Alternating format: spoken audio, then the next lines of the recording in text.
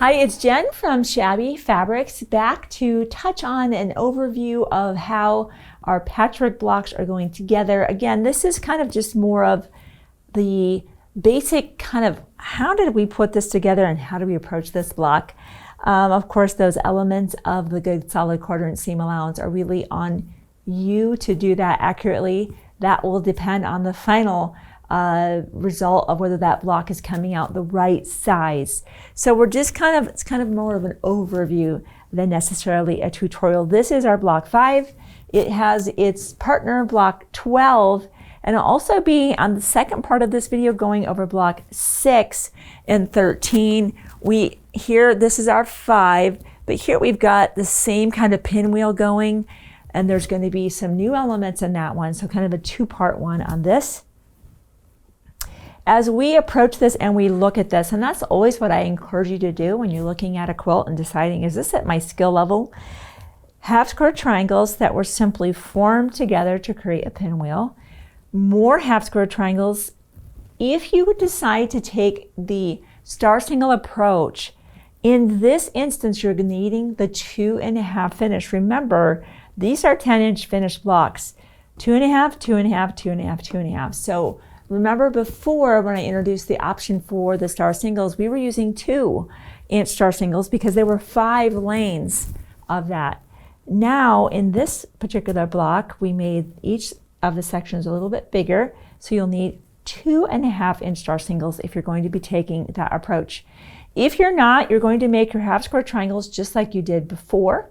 You'll be upsizing those to 3.5 inches, drawing the line, sewing either 1/4 inch on either side or using the seam guide like we did previously.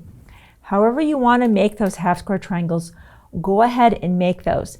The other elements here are flying geese units where we have our square and we have 2 different fabrics covered on that. And I'm going to give you an option on a Creative Grid tool. That's a great squaring up tool. And I just want to introduce that to you. Take that or leave that as you wish. But I always like introducing you to products that maybe you're not aware of. So as we look really at our half square triangles and kind of bring those elements out, I like to actually start a block like this right from the center out. I've got the half square triangles, those were made with star singles, pressing all to the dark. What that allows me to do is to have an interlocking seam right there. That seam's going this way. That seam is going this way, and I love that. It's going to help that lay nice and flat. I'm going to put a pin in that, and I want to sew this pinwheel. I want to do that with you because I want you to see the confluence of everything coming together. It's a lot of fabric, but if we can have good pressing and interlocking seams, that's going to help reduce the bulk.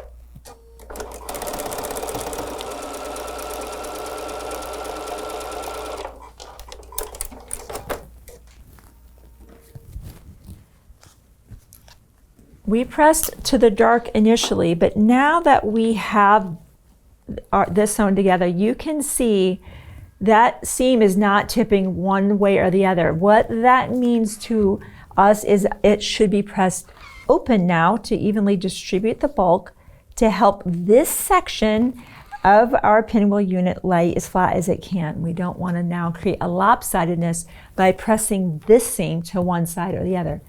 Split that, and now we'll have 2 halves.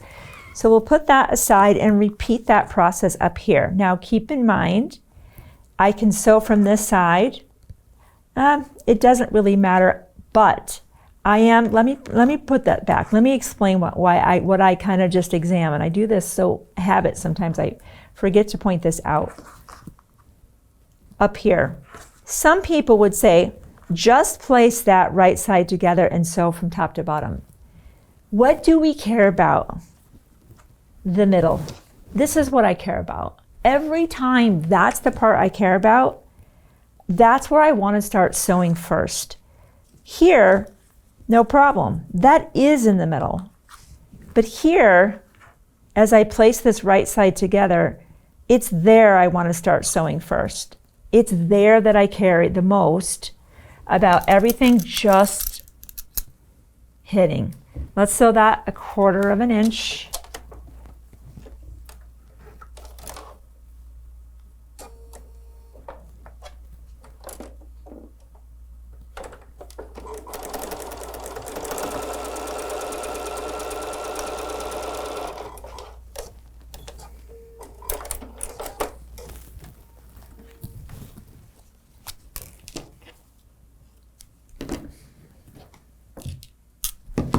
And again, pressing that seam open.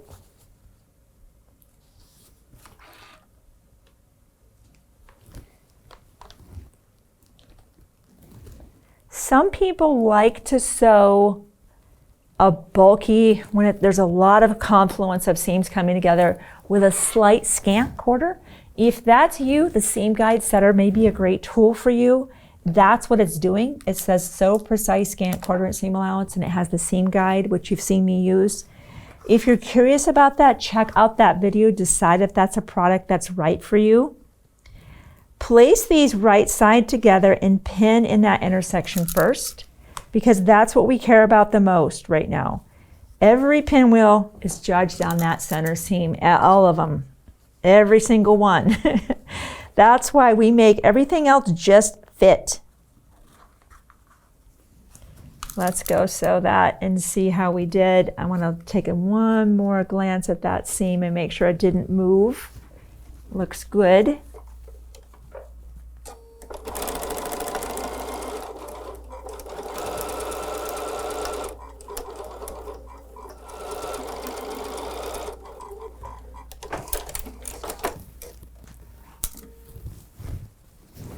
And let's have a look and see how we did. Let's see what we did. I'm happy with that result. And let's press the seam open. So between making our star singles either with the upsize technique and bringing them down to, in this instance, though, would be squared up to 3 because they'll finish at 2.5. Or using your star singles, you have that element ready and you have this element ready. Let's put that off to the side and let's talk about our flying geese units. For the flying geese units, it's the same way we all learned. When we have the same color on either side of a flying geese unit, we can use things like the Ultimate Flying Geese tool, which are by far my favorite technique. You can still use that ruler as a trim up tool, but in order to have 2 different colors, we need to take a traditional approach to the flying geese, where we're cutting our rectangle, cutting our squares, drawing on the line. You're going to sew on that line, press to the outside. Once you're happy, trimming that away. This is now out here. In comes the next fabric. Sewing on the line, press the outside and trim. This is what you're going to get from that technique. Again, you could use the flying geese, Ultimate Flying Geese. What you would do is just slightly upsize your rectangle and associated squares to do that, and then use the trim 1 and trim 2 functions. And I've got a lot of videos out there you could watch how that ruler works. Really, actually, it's not a ruler, it's a tool, how that works. Make those flying geese units. We've got our half square triangles, our flying geese units. We know we've got our pinwheel unit because we built that together. And in come our flying geese units. This would be one, of course, that we would be putting on the side. This is coming across the bottom.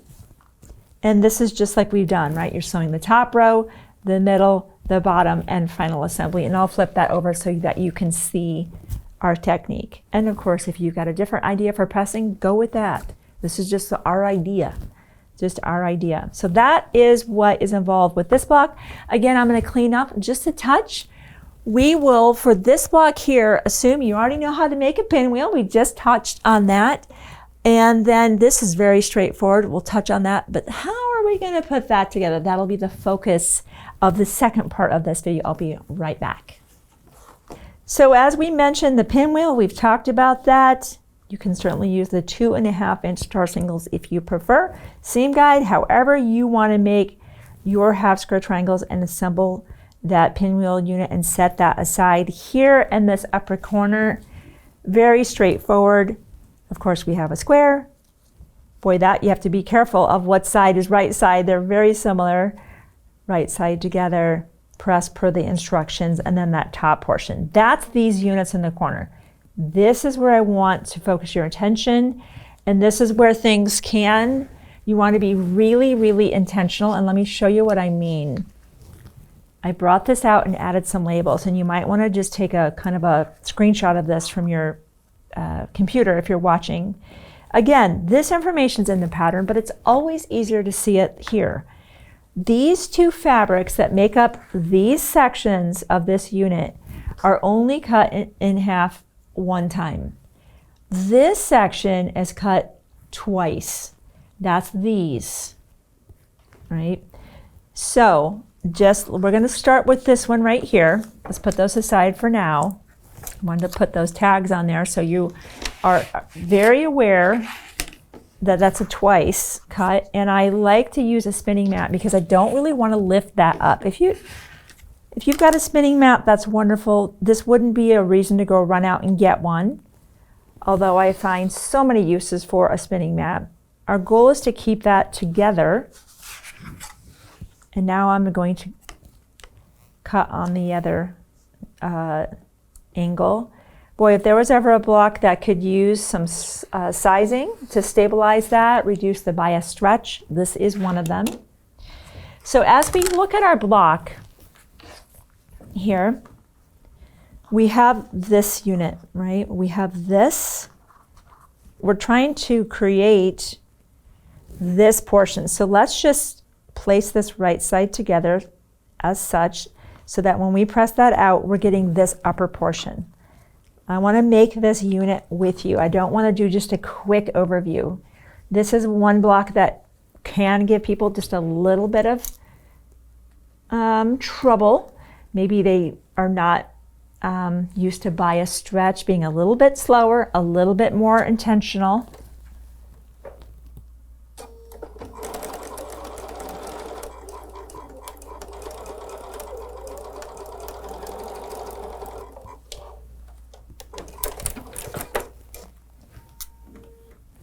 I think, yes, that has us pressing to the outside. I would have expected that.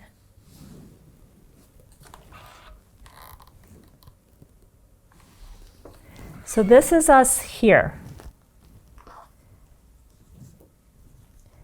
Here, we need to place that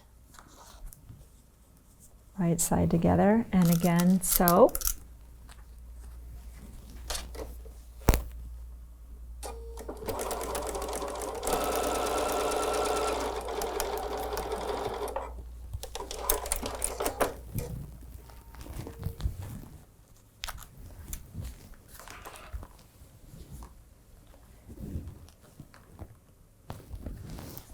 I'm just going to trim off those little dog ears up there. They kind of don't want those there. So this is what we have so far. So let's put that there, and we'll bring these out again. These other two can be used for one of the other blocks. So that's nice here and here. Each cut on the diagonal one time. You could even stack those. They're the same size.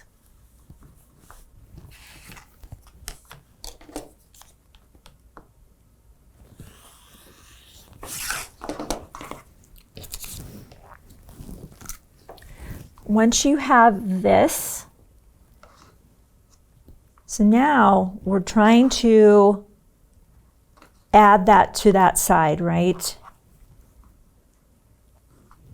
So as I look at that,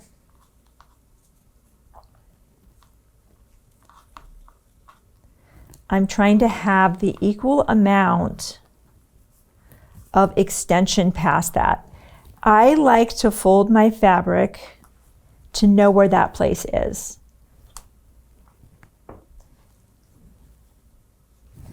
Let me get a more succinct fold right there so I absolutely can see that. And you know, I think I'm going to fold it the other direction so it kind of fits in this valley right there.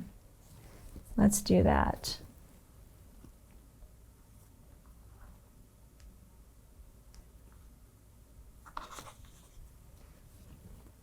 I'm going to sew from this side.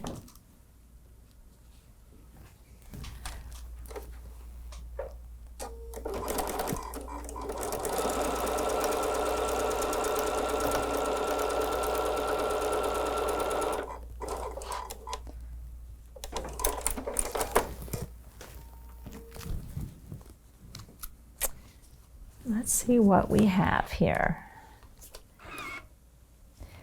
Whenever I'm dealing with bias, I'm just it's like a newborn baby. Just be a little gentler. We don't want to distort anything. Pressing to the outside there.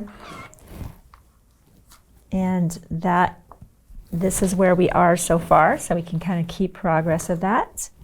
And again, we know we're going to be right side together. I'm going to press it this way. Maybe it'll be a little easier for you to see that thing at a finger press, that I'm just trying to fit right into that valley. There we go. Sew that.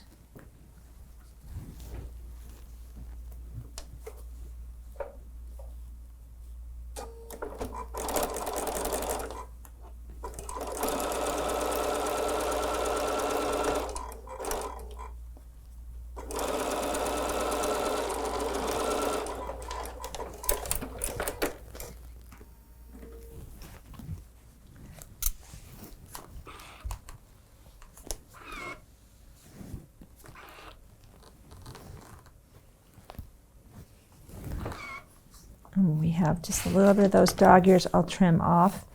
And now this block here is going to be trimmed up. I'm just going to double check my measurements here. We are going to square that to 3 by 5.5 because that's going to finish at 2.5 by 5. I can try to grab my regular ruler and do that, or here we go with a little bit of instruction with the Ultimate Flying Geese. Let's use that. We have that tool available to us. We arrived at this place where we have the opportunity to use a tool. Let's talk about how to do it. So we know we want to square this thing up to, as our pattern said again, the finished size is going to be 2.5 by 5. That means 3 by 5.5. The thing I want you to know is that the Ultimate Flying Geese tool, which can be used in this, it's kind of just a fancy flying geese, is built on finished sizes. So if we know an unfinished unit is going to be 3 by 5.5, the finished unit, by the time you take the 1/4 seam allowance away, is 2.5 by 5. Look at that, letter E. You can disregard this column. This means nothing to us in this instance. Letter E for trim 1 is right there. Let's go do that. Let's use our tool for letter E. And where I'm looking right now is right there. And this is going to give us the opportunity to trim up 1 time, 2 times. I'm going to rotate this around 1 more time because what's in the upper corner here is trim 2. Again, we're still letter E, so we'll drop that down into this slot. I have alignment here and alignment here, and I get just to trim up a little bit on that side and a little bit across the bottom. And that has completely taken the absolute guesswork of, I'm like, how do I use my regular rulers to trim something up to 3 by 5.5? That's not our normal size. But now our unit is perfect going into the project. So I wanted to definitely walk you through this block. This is probably one of the less intuitive, like, how do I approach this? So I wanted to take you all the way through that. And of course, once you have those 4 elements done, you're laying everything out, sewing those rows together, of course, and then pressing per the instructions again. There's the back of our block, so you can see how we put that together. Moving right along, I will see you again next month as we continue working our way through the patchwork blocks of Father Christmas.